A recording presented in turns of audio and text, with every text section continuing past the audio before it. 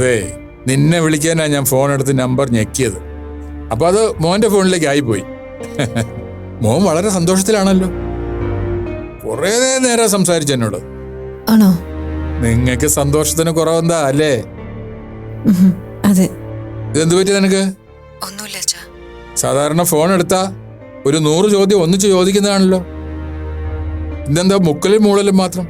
കുട്ടികളുടെ പഠിത്ത കാര്യങ്ങളിൽ കുറച്ചു ദിവസമായി ശ്രദ്ധിക്കാൻ പറ്റിയില്ല. ഇന്നാ ഒന്ന് സമയം കിട്ടിയത്. അതിന്റെ തിരക്കിലായതുകൊണ്ടാവാം. ഉത്തരവാദപ്പെട്ട ജോലി തിരക്കിനിടയിലും സ്വന്തം കുഞ്ഞുങ്ങളുടെയും ഭർത്താവിൻ്റെയും കാര്യം വളരെ കൃത്യമായി ചെയ്യാൻ കഴിയുക എന്ന് പറഞ്ഞാൽ അത് ദൈവത്തിൻ്റെ അനുഗ്രഹം കിട്ടിയ കുടുംബമെന്നാണ് പറയാറ്. അച്ഛനെ കിടന്ന് പ്രാർത്ഥിക്കുന്നതും യാചിക്കുന്നതും ഒക്കെ വെറുതെ ആവുന്നില്ല എന്ന് ചുരുക്കം. അതെ അച്ഛാ. ഈശ്വരാ, എല്ലാം എന്നും നിലനിൽക്കട്ടെ മോളെ. ആ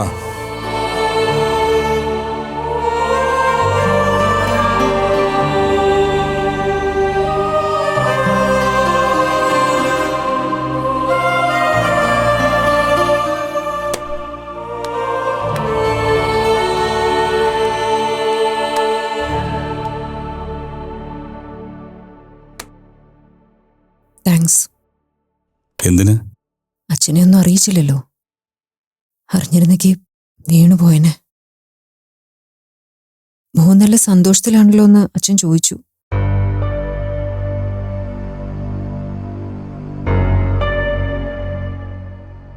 ആണല്ലോ അല്ലേ?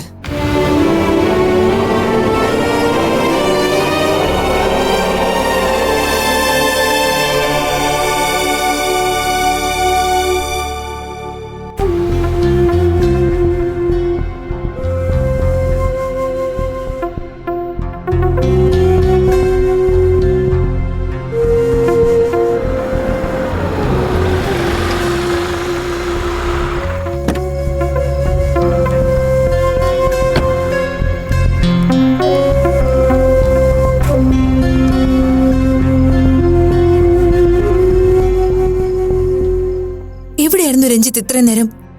കാണാൻ പോയ ആള് വന്നപ്പോ താമസിച്ചുപോയി. കരുതിക്കൂട്ടി വൈകിയതാണോ? എന്താ ഞാൻ പറഞ്ഞത് വിശ്വാസമായില്ലേ? വിശ്വാസമാണ്. പക്ഷെ എവിടെ പോയാലും രഞ്ജിത്ത് ഇതുവരെ ഇത്ര വൈകിട്ടില്ല. ആ, ചെറിയ മാറ്റങ്ങളൊക്കെ വേണ്ടേ? എനിക്ക് വിശക്കുന്നു, ഭക്ഷണം എടുത്തു വയ്ക്കാം.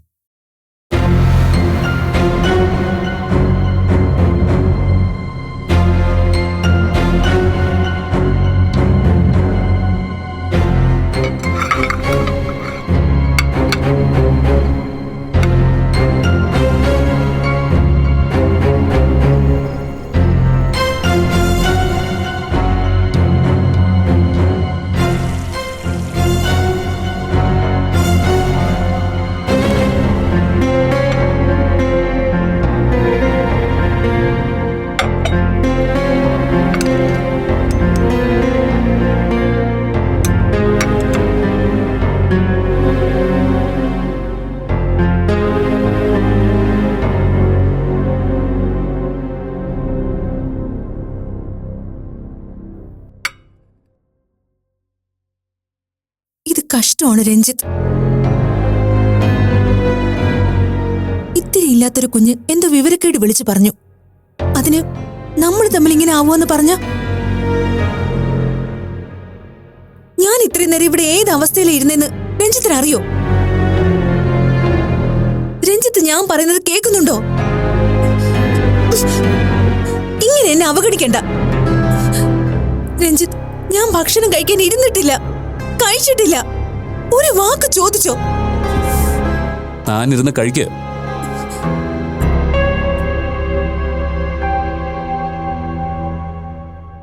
എന്താ, എന്തേലും പറയാനുണ്ടോ? എന്റെ ഭാഗത്തൊരു തെറ്റുമില്ലെന്ന് രഞ്ജിത്ത് മനസ്സിലാക്കണം. കുറച്ച് സമയത്തേക്ക് നമുക്കൊന്ന് സ്ഥാനം വെച്ച് മാറിയാലോ? തന്റെ സ്ഥാനത്ത് ഞാനും എന്റെ സ്ഥാനത്ത് താനുമാണെന്ന് ചിന്തിക്കണം. ഏറ്റവും അടുത്തൊരു വീട്, അവിടെ ആർക്കും അറിയാത്ത വലിയൊരു കുഴപ്പം സംഭവിക്കുന്നു. അതിന്റെ തൊട്ടടുത്ത വീട്ടിലേക്ക് അവിടെ നിന്നൊരു കുഞ്ഞു വന്ന് ചില കാര്യങ്ങൾ ആരോപിക്കുന്നു. ആരോപണം എന്താണെന്ന് വെച്ചാൽ അതൊരു പഴയ പ്രണയ കഥയാണ്. പണ്ട് പ്രണയിച്ചവൻ കോടീശ്വരനും സമൂഹത്തിൽ വലിയ സ്ഥാനമുള്ളവനോ, ഇപ്പൊ കൂടെ കഴിയുന്നവനോ ഒരു ദരിദ്രവാസി. ഒന്ന് നിർത്തുന്നുണ്ടോ? ഞാനൊന്ന് പറഞ്ഞു തീർക്കട്ടെ. ഇനി എന്റെ സ്ഥാനത്ത് നിന്ന് ചിന്തിച്ചിട്ട് താൻ പറ, ഈസി ആയിരിക്കോ ഇതൊക്കെ ഉൾക്കൊള്ളാൻ? രഞ്ജിത്ത്, ഞാനൊരു സാധാരണ മനുഷ്യനാണ്. എനിക്ക് അത്ഭുത ശക്തികളൊന്നുമില്ല. കൈകൾ ശൂന്യമായ ഒരു സാധാരണക്കാരന് ചിന്തിക്കാൻ പറ്റുന്ന എന്തൊക്കെയാണോ അതൊക്കെ എന്റെ മനസ്സിലുണ്ട്. അത് ഒറ്റയടിക്ക് മായ്ച്ചു കളയാൻ പറ്റില്ല. I am sorry.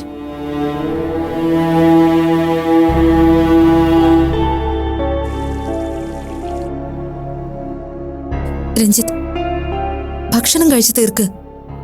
വേണ്ട, വയറിലിടമുണ്ട്. പക്ഷേ മനസ്സ് സമ്മതിക്കുന്നില്ല.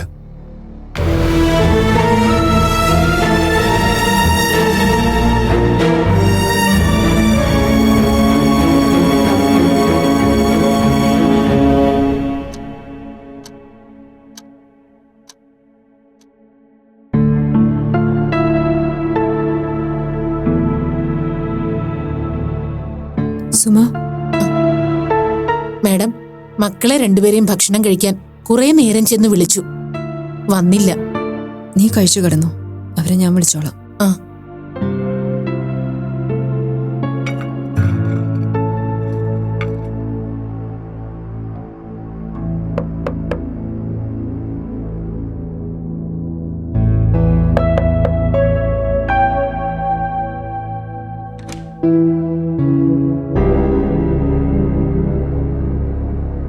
പതിനൊന്ന് മണിയായി.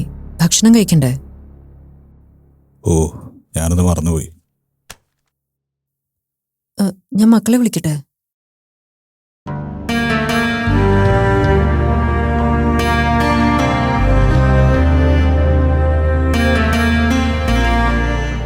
മോളെ, മോളെ, എന്താ അമ്മ? വന്ന് ഭക്ഷണം കഴിച്ചേ. എനിക്ക് ഉറക്കം വരുന്നു. കഴിക്കാതെ കിടക്കണ്ട. എനിക്ക് അച്ഛൻ കഴിക്കാൻ പോയിട്ടുണ്ട്. എനിക്ക്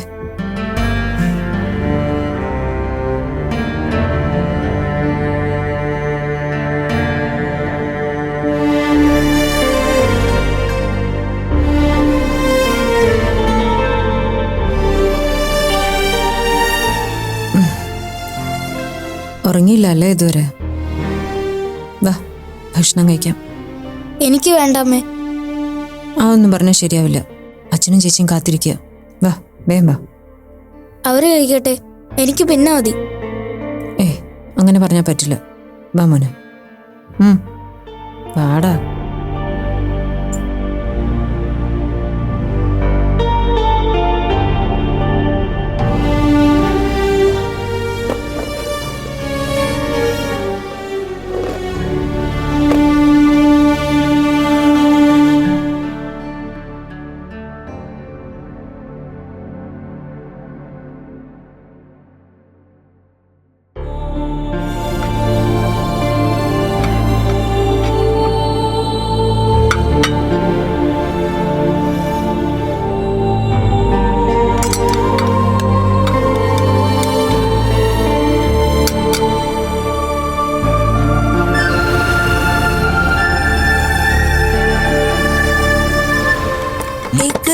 तीन चार पाँच छः सात आठ नौ 10 11 12 13 1 2 3 4 5 6 7 8 9 10 11 12 13 तेरा करू गिन गिन गिन के. എന്താ ഇവിടെ? ഭക്ഷണം കഴിക്കാൻ വന്നിരിക്കുമ്പോ ഈ കൊട്ടും പാട്ടും ഒന്നും പാടില്ല എന്ന് ഞാൻ പറഞ്ഞിട്ടില്ലേ? അത് അമ്മയുടെ കൺവെൻഷനിലാണ് മക്കളെ. ഭക്ഷണമേശയെ ദൈവം ഇരിക്കുന്ന സ്ഥലമായിട്ട് കാണണം, പ്രാർത്ഥിച്ചുകൊണ്ട് കഴിക്കണം. അപ്പൊ പിന്നെ നമ്മളെന്താ വേണ്ടേ? പൊളിക്കണം. ആ യെസ്, പാടു മക്കളെ. 4 5 6 7 8 9 10 11 12 13 तेरा करू गिन गिन ഒന്ന് നിർത്തുണ്ടോ? इंतजार आजा पिया. മനുഷ്യനെല്ലാം കൂടെ ഭ്രാന്ത് പിടിപ്പിക്കുക. കളി കുറച്ച് കൂടുന്നുണ്ട്. അച്ഛനാണ് ഇപ്പൊ ഏറ്റവും ചെറിയ കുട്ടി. പിന്നല്ലാതെ എന്റെ മക്കളെ അപ്പുറവും ഇപ്പുറവും പിടിച്ചിരുത്തി ബിസിനസ്സിലെ കണക്ക് പറയാൻ പറ്റുമോ? ഞാൻ എൻ്റെ കുടുംബത്തിനകത്താ. ഇവിടെ ഞങ്ങള് അടിക്കും പൊളിക്കും അടിച്ച് തകർക്കും, അല്ലടാ മക്കളെ? പിന്നല്ലാതെ. ആ.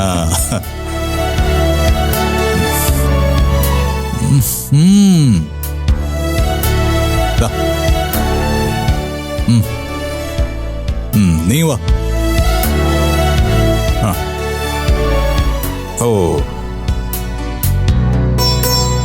അച്ഛാ, അമ്മയ്ക്കൊരു പിടി കൊടുക്ക്. എനിക്കൊന്നും വേണ്ട. അയ്യോ, അമ്മയുടെ നാണം കണ്ടോ? നിർബന്ധിച്ചു.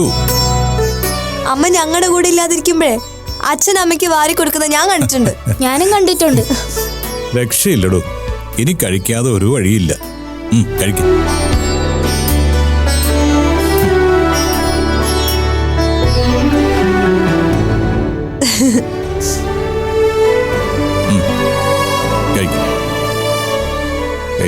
പാടാ.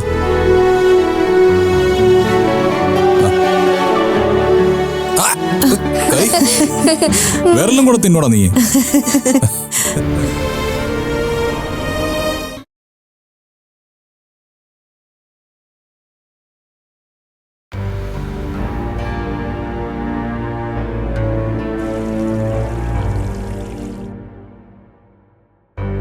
മോനെന്താ കഴിക്കാത്ത?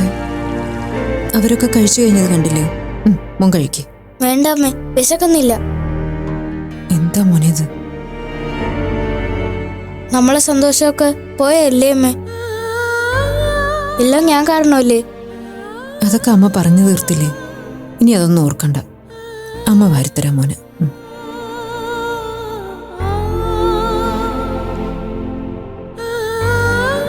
കഴിച്ചില്ലെങ്കിൽ അമ്മയ്ക്ക് നല്ല വിഷമം കേട്ടോ.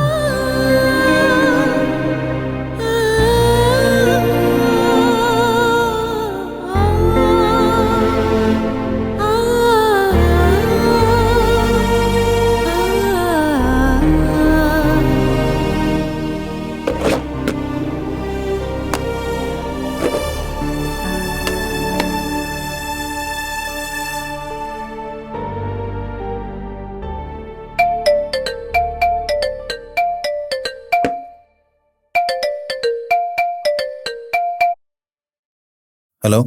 Hello, good morning. Good morning. എഴുന്നേറ്റില്ലേ? എഴുന്നേറ്റു, പക്ഷെ റെഡി ആയിട്ടില്ല. ദേ കളിക്കല്ലേ, ഞാൻ അങ്ങോട്ടേക്ക് ഇറങ്ങാൻ പോവാ. 9:30 അച്ഛന്റെ ഫ്ലൈറ്റ്. അതിനുമുമ്പ് അങ്ങ് എത്തണം. എടോ, ഞാൻ റെഡിയാൻ കുറച്ച് വൈകും. താൻ പോയി അച്ഛനെ കൂട്ടിയിട്ട് വാ. എന്നൊരു കാര്യം ചെയ്, റെഡി ആവണ്ട. ഞാൻ അങ്ങോട്ട് വന്നിട്ട് ഏത് കോലത്തിലാണോ അതുപോലെ പൊക്കിക്കൊണ്ട് പോയിക്കോളാം. സ്നേഹ പ്ലീസ്. ഇങ്ങോട്ടൊന്നും പറയണ്ട. ഒരു 15 മിനിറ്റിനകം ഞാൻ അങ്ങോട്ട് വരും നിന്നെ പൊക്കാൻ. ഏത് കണ്ടീഷനിലായാലും നമ്മൾ ഒന്നിച്ചേ അച്ഛനെ റിസീവ് ചെയ്യാൻ പോകുന്നുള്ളൂ. എടോ, ഇങ്ങോട്ടൊന്നും പറയണ്ട. ആരോ പുറത്ത് വന്നിട്ടുണ്ട്, ഞാൻ നോക്കട്ടെ. ദേ 15 മിനിറ്റിനുള്ളിൽ റെഡി ആയിക്കോണം. അല്ലെങ്കിൽ നിന്നെ ഞാൻ ശരിയാക്കും, നിന്റെ ഫാദറിനെ ഞാൻ ശരിയാക്കും. എടോ,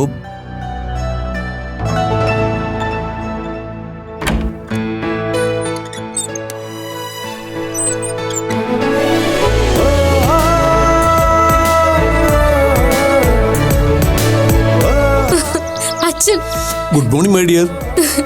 9:30 ഫ്ലൈറ്റ് എന്ന് പറഞ്ഞിട്ട് ഇതെന്താ? അച്ഛാ, എനിക്കറിയാം നീ എന്നെ സ്വീകരിക്കാൻ എന്തെങ്കിലും സർപ്രൈസ് ഒരുക്കി വെച്ചിട്ടുണ്ടാവും. എന്നാൽ പിന്നെ നിനക്ക് ഞാനൊരു സർപ്രൈസ് തരാമെന്ന് കരുതി. എന്നാലും അച്ഛൻ എന്നെ പറ്റിച്ചു കളഞ്ഞല്ലോ. ഇതെന്താ, ലഗേജ് ഒന്നുമില്ലേ?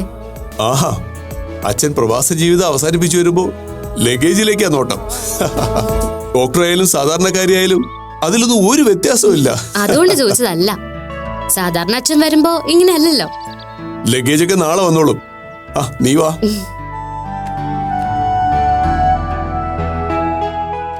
വാ.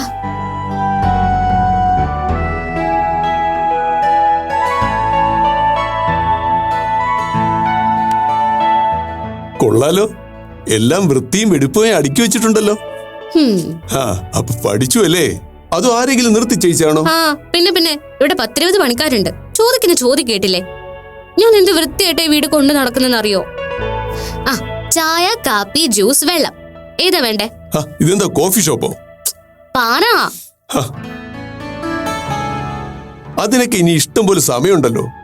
അച്ഛൻ ഇനി വീട്ടുകാര്യസ്ഥനല്ലേ? ഇനി വിശ്രമിക്കാൻ പോവല്ലേ? അത് ശരി. അപ്പൊ കംപ്ലീറ്റ്ലി റിട്ടയർഡ്? ഏയ് അല്ലല്ല, കുറച്ചു നാൾ കഴിഞ്ഞിട്ട് ഇവിടെ എന്തെങ്കിലും കൊള്ളാവുന്ന ബിസിനസ് നോക്കണം. അല്ലെങ്കിൽ ബോറായി പോവില്ലേ? അതൊക്കെ നോക്കിക്കോ.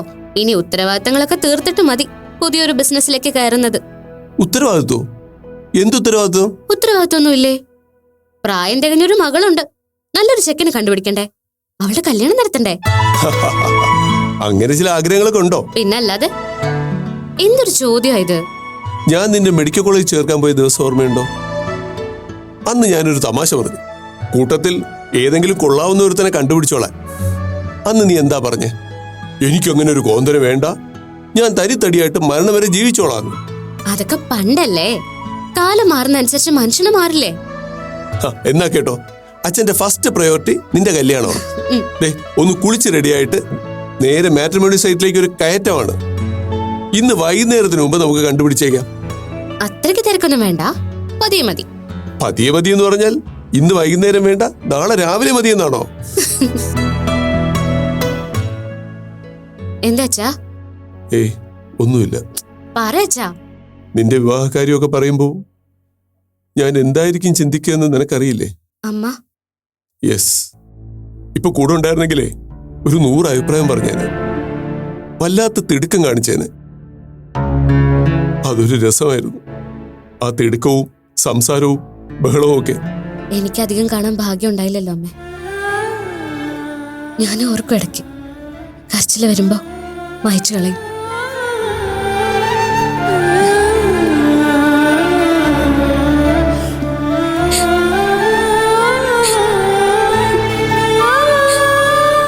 സാരമില്ല, അമ്മ സ്വർഗത്തിരുന്ന് കാണുന്നുണ്ട്, ഉറപ്പാ.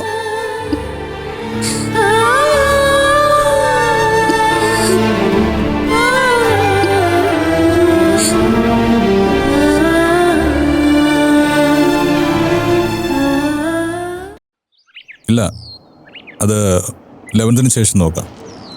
ആ അല്ല, കുറച്ചുകൂടി ടൈം വേണം അതിന്. അപ്പം ഞാൻ വിളിക്കാം.